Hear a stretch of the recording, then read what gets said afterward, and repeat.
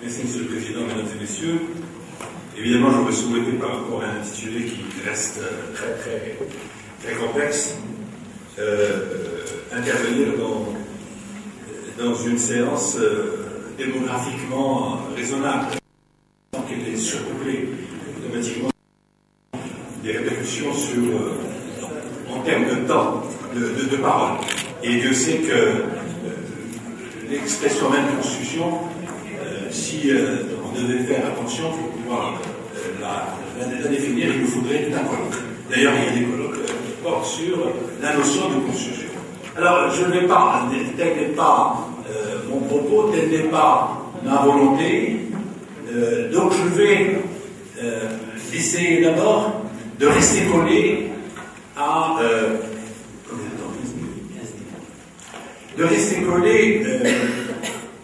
à la composition de l'intitulé. Constitution en devenir. Je n'ai pas dit le devenir de la Constitution, mais j'ai préféré dire la Constitution en devenir, ce qui est assez différent. Alors, Constitution, on peut partir d'une définition simple à une définition complexe. Et généralement, il y a un jeu entre cette simplification et cette complexité, excusez-moi. Donc, une définition classique, la Constitution est définie selon une approche formelle comme étant une norme qui se trouve à la hiérarchie des normes juridiques, et une Constitution matérielle définie à travers le régime qui fait partie de son objet, qui est son contenu. Une seconde définition, et je crois que c'est la définition qui a tendance à gagner en actualité et à s'imposer, c'est la Constitution norme et la Constitution système. Je dis bien, il y a une priorité qui est accordée à la Constitution norme par rapport à la Constitution système. Pourquoi? Cela s'inscrit dans la logique de la prolifération, de l'expansion, de l'élargissement de ce qu'on appelle aujourd'hui le néoconstitutionnalisme, qui est une révolution par le droit, par la multiplication des juridictions constitutionnelles chargées de vérifier la conformité des normes juridiques, des lois à la Constitution.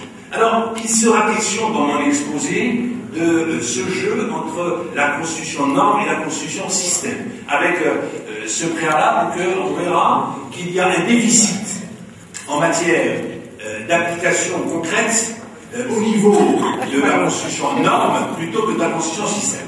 Automatiquement, ce qui veut dire que la Constitution système, en tant que constitution politique, a subi justement un certain nombre de modifications, de mutations, de changements, parce que ça traitait les rapports de force et ça placer justement l'enjeu constitutionnel comme étant un enjeu de lutte et de confrontation et de compétition autour d'un pouvoir qui est centralisé, je ne dis pas concentré, je dis qui est centralisé entre les mains de la monarchie.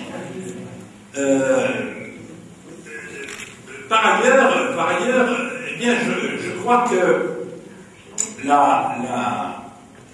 l'évolution des choses, je parle d'un repère historique particulier, je ne vais pas faire ce qu'a fait mon collègue, d'ailleurs il a travaillé pour moi dans ce sens, je ne vais pas faire de l'histoire de la Constitution, du constitutionnalisme, je ne vais pas faire de l'histoire de la pensée de la doctrine constitutionnelle, je vais partir d'une date. Une date, 1962, c'est la date repère, dans la mesure où 1962, c'est 6 ans après, ou 5 ou 6 ans après l'indépendance, et c'est le commencement, c'est l'établissement d'une constitution moderne, écrite. Et la constitution moderne écrite s'impose par la procédure de son établissement, un mode démocratique par l'élection d'une assemblée constituante, quand cela est de rigueur. Je dirais beaucoup plus, non pas dans l'histoire récente des démocraties libérales avancées, mais dans plutôt l'histoire ancienne. La France n'a pas eu de recours à la Constitution, c'est pas vrai. Mais la France reste la patrie du constitutionnalisme, des droits de l'homme, etc. Donc c'est un repère historique qui est le déclenchement d'un processus d'élaboration constitutionnelle à répétition, et selon les circonstances et selon le degré de rapport de force entre justement les forces qui rivalisent en légitimité, même si, on l'aura vu, la monarchie, après l'indépendance, le retour d'exil, eh bien, a pu asseoir sa légitimité sur trois volets, sur trois registres essentiels, et qui vont justement jouer un rôle déterminant dans l'incarnation de l'expression de la souveraineté dans l'État, comme on l'entend aujourd'hui. C'est le volet dynastique, c'est le volet religieux et c'est le volet nationaliste. Alors, le deuxième aspect de l'intitulé, c'est le devenir. Le devenir veut dire quoi? Ça signifie quoi? Eh bien, devenir, c'est d'abord être. Hein. Être par rapport à l'existant, par rapport à l'histoire, par rapport au présent. C'est un existant qui n'est pas figé, qui n'est pas statique, qui est mutatif, qui s'inscrit dans une perspective. Donc c'est un mouvement, hein, avec des accélérations, avec des modérations, etc. Alors ce devenir nous place, cette expression devenir nous place hein, la Constitution dans le temps. Or, le temps est déterminé par quoi? Il est déterminé par lui aussi. Hein, le temps n'est pas statique. Hein, on n'arrête pas le temps. Hein, la montre suisse soit-elle, n'arrête pas le temps. Hein, elle nous fixe par rapport au temps. Elle donne une précision. Hein, je ne sais pas si chez vous on rate des trains, mais en tout cas chez nous, malgré la précision des montres, on rate souvent les trains. On dit d'ailleurs chez nous que le train est parti. Sans bien. Alors, donc le temps ici est aussi un mouvement, un facteur particulier qui va agir sur les acteurs, sur l'acteur principal, le constituant, sur les acteurs constitués, hein, ça veut dire qu'ils sont reconnus par la Constitution et qui vont agir à la lumière de celle-ci. Hein, prenant soin, parfois, un jeu caché de dérogation ou de dérogation. Pour cette raison, je vous avais dit tout à l'heure qu'il y a une surproduction de règles du jeu qui participent de la Constitution système par rapport à la Constitution norme qui, elle, est reléguée au second plan et qui va à la faveur d'un changement à l'échelle internationale, l'état de droit, les droits humains, la transition démocratique mondiale, je dirais, même si elle a touché certains aspects, certains continent, c'est un espace politique ex-communiste d'Afrique pour l'essentiel. Eh bien, le changement va être un facteur déterminant puisque la Constitution, l'établissement de la Constitution va nous permettre de voir dans quelle mesure eh bien, ce changement est dû à la Constitution et grâce à la Constitution. Hein, c'est le changement par et dans la Constitution, c'est la première idée. Et puis la deuxième idée, c'est toujours le devenir, c'est toujours un mouvement qui est non pas discontinu, c'est pas un mouvement qui est linéaire, ça comporte des cassures, des ruptures, et puis une tentative constante d'adaptation continue, etc. Entretenant justement une ambiance dominée par le discours sur la Constitution, hein, le discours ou plutôt la réflexion, ajoutant ou contribuant justement à la doctrine, à la pensée, hein, à la pensée constitutionnelle. D'ailleurs, depuis les années 90, et notamment à l'occasion de la révision de 1992, eh bien, le roi défunt avait invité, outre la classe politique d'ailleurs, avec laquelle il était en constant rapport de communication par le biais de mémoires successifs émanant notamment de la Coupa démocratique depuis juin 1992, mais il avait invité les universitaires à contribuer. Donc la Constitution est devenue une œuvre nationale.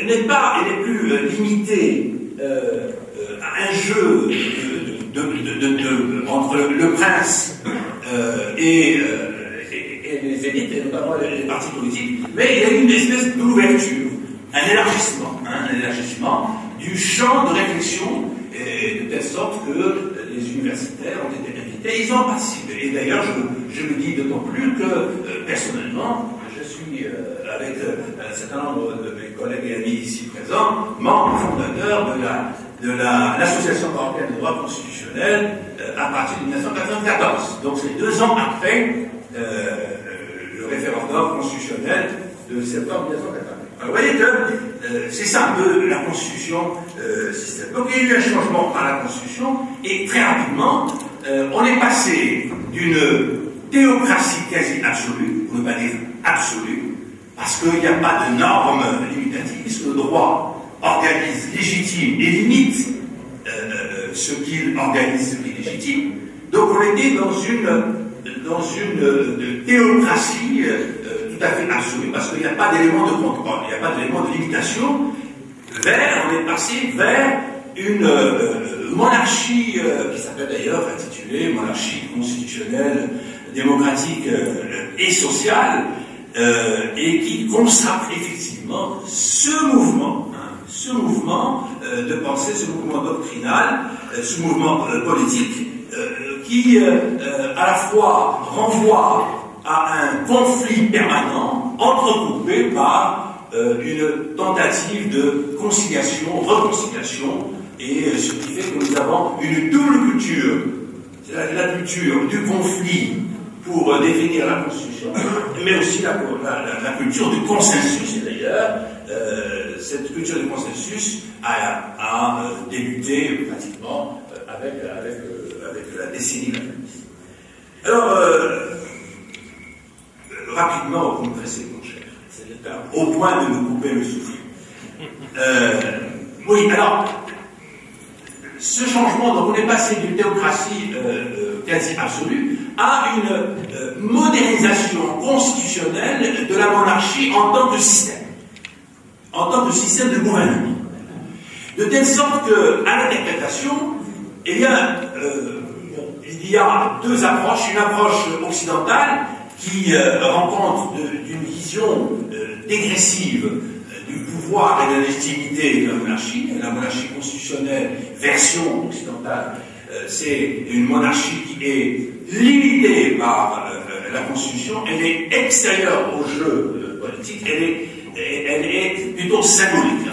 La Constitution est l'expression de la souveraineté du peuple, ou la souveraineté de l'Assemblée qui est à même de faire cette Constitution. Donc on est passé d'une légitimité monarchique de type de droit divin à une légitimité tout à fait démocratique. Au Maroc, c'est pas le cas. C'est pas le cas puisque la Constitution n'a pas aboli, ne serait-ce que l'idée de la monarchie. Bien au contraire, la Constitution a consacré justement le poids de cette monarchie et a doté de la monarchie d'un statut supplémentaire qui en consacre la prééminence. Et tout est constitué, plutôt est contenu dans le fameux article 19. Article 19 qui a joué et qui est en train de jouer, il faut qu'on soit attentif. Et je dirais que, heureusement, aujourd'hui, il y a l'article 19. Heureusement qu'il y a l'article 19. Lorsque je me réfère à la dimension, le dernier paragraphe, le dernier alinéa, le roi Amir Moumini, oui, garant de l'intégrité territoriale du Maroc dans ses frontières authentiques, qui sont ses frontières historiques. Donc voilà, c'est à partir de cet édifice, à partir de cette disposition cardinale, que le jeu du système de la constitution politique va évoluer en fonction des rapports. Il y a l'intouchabilité, c'est une expression un peu simpliste, mais je n'ai pas trouvé une meilleure expression pour être. Mais la graduation va toucher les pouvoirs constitués, essentiellement le Parlement et le gouvernement, en jouant des techniques modernes, parlementarisme constitutionnel, rationaliser pour limiter un Parlement qui est déjà limité, puisque le Parlement marocain n'est pas le centre du pouvoir. Il participe justement à la mise en forme des décisions décidées ailleurs, et le gouvernement qui sacrifie à cette idéologie dominante, celle du renforcement des exécutifs, parce que l'administration, le pouvoir exécutif est un pouvoir qui est permanent, qui est un pouvoir créateur de décisions et qui justement donne des solutions concrètes, pratiques et vigilantes, etc. Et je vous renvoie à l'idéologie du service public et de la puissance publique.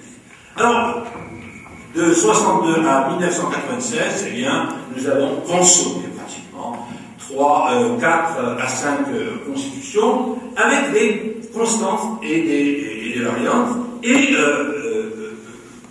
à la succession Orphan, eh bien, on a subitement été gagné par la sirène, ou les sirènes, appelant le changement. Le changement, cette fois-ci, non pas de constitution, mais on s'est posé la question de savoir, et c'est très fin, très subtil, quelle est la constitution du changement possible. C'est la question. Donc on est passé du changement dans et par la constitution à la constitution du changement. Donc ça reprend d'une autre manière, et ça engendre pratiquement 50 ans, c'est ça, de débat et de pratique, il faut bien le reconnaître, pour nous interroger par rapport aux perspectives. Eh bien, pourquoi? Parce qu'on a estimé qu'il y a eu le roi est mort, vive le roi, et on a estimé que la monarchie est à la fois l'acteur, l'organe, j'allais dire l'être humain. Et l'être humain personnalise son comportement, ses attitudes. La personnalité de Sa Majesté Mohammed VI n'est pas forcément celle de Sa Majesté Hassan II, etc. Alors on a estimé que peut-être qu'il y aurait éventuellement une tendance quelconque vers un certain changement. Alors on a essayé de l'orienter. Monarchie constitutionnelle à l'espagnol, parce que c'est un peu plus proche de nous. Monarchie constitutionnelle un peu plus loin à l'anglo-saxonne, mais en tout cas, ça ne dépasse pas la Méditerranée, je peux vous assurer, ça ne dépasse pas. Mais sans argument, oubliant qu'en fin de compte, une constitution n'est pas une greffe, n'est pas un plaquage. La constitution est une culture qui implique le temps. Et le temps, justement, lui-même a ses propres pesanteurs, ses propres contraintes, je veux dire. Et puis, il y a eu un changement d'acteurs qui demandent, justement, la révision constitutionnelle. Ce ne sont plus les acteurs classiques, opposition d'hier, qui sont devenus, à la faveur de la transition démocratique de 1998, eh bien, des partenaires du pouvoir, et c'est à la fois certains groupements politiques, bon, je ne vais pas être méchant pour dire marginaux, mais disons que certaines formations périphériques par rapport au magma central constitué par l'école du mouvement national dans ses 2 ventricules gauche-droite, etc. Mais aussi certains acteurs de la société civile, le mouvement associatif s'est aussi réclamé d'un changement par la Constitution, mais dans un sens particulier. Alors, on a eu des plateformes diversifiées qui font dans les contradictions les plus absolues. On a demandé pratiquement la Lune, et ainsi de suite. Mais finalement, la réflexion, et justement nous sommes là pour réfléchir, et il m'a été donné de réfléchir aussi par-delà cette arène, puisque je ne suis pas un acteur politique, heureusement.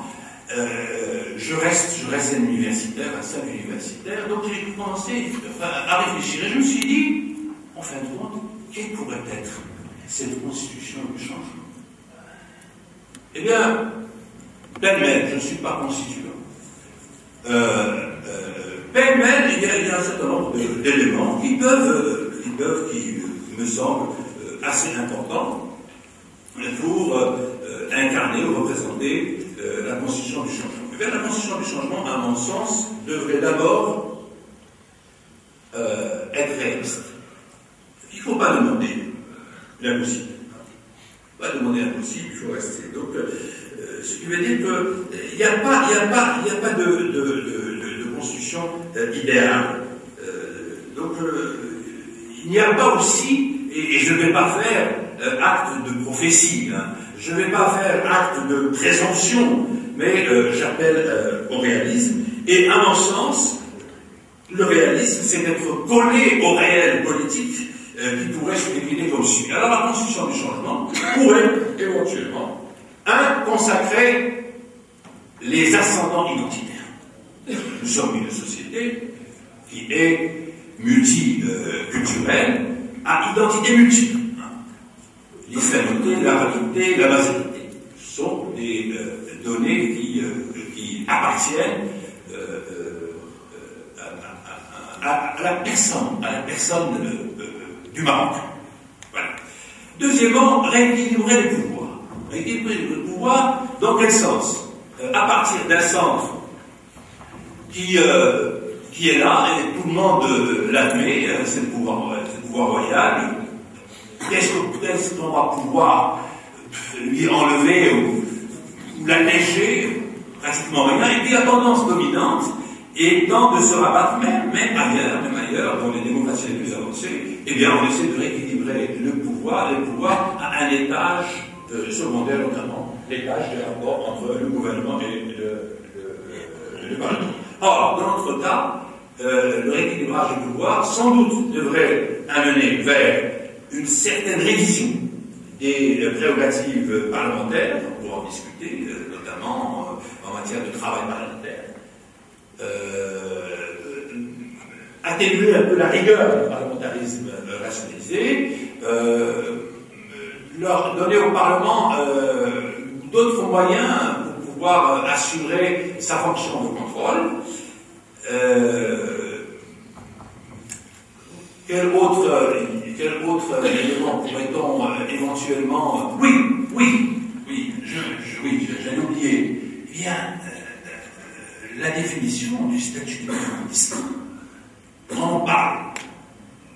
Qu'est-ce que le Premier ministre? Quels sont ses pouvoirs? Donc il s'agit de réfléchir, de trouver un statut du Premier ministre. Et d'ailleurs, nous avons la récente expérience liée à la construction du gouvernement. Ah bon, d'accord. Il m'a arrêté. Responsabiliser les gouvernants, c'est très important. Très important. J'ai l'impression que nos gouvernants ne sont pas responsables. Il faudrait introduire la culture de la remise de compte. Je suis un ministre particulier. Je me suis battu pour un projet particulier, comme le code de la route. D'accord? Et je m'engage à le défendre et à rendre compte. Si j'échoue, eh bien, il faudrait que je perde ma place. C'est la responsabilité. Et la gouvernance implique forcément la responsabilisation des gouvernants. L'ancrage d'une culture citoyenne et démocratique. Ça veut dire qu'en fait, on ne va plus voir la construction du système uniquement d'en haut, mais à la base. Voir dans quelle mesure, eh bien, il y a une circulation d'élite. Il y a un certain mode de comportement. Il y a une culture politique, il y a une culture démocratique. Autre élément, bien sûr, élément qui fait dans l'actualité parachevée territoriale par la constitutionnalisation du principe autonomique dans la région du Sahara, promouvoir le développement par l'intégration régionale, il en est question, c'est la région avancée, renforcer le respect de la Constitution par peut-être l'élargissement de la saisie aux citoyens. Et merci.